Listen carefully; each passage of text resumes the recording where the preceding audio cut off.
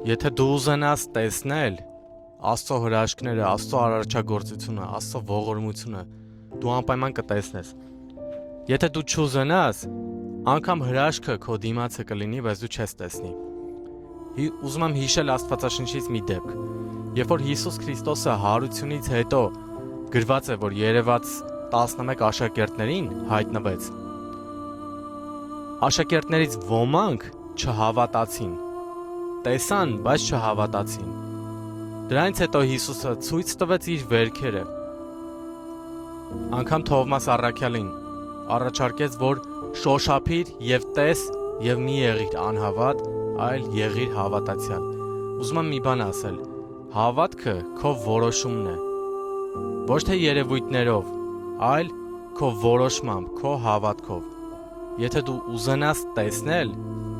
Աստծո հրաշքները քո կյանքում, ցանկություն ունենաս քո մեջից, ապա դու կտեսնես։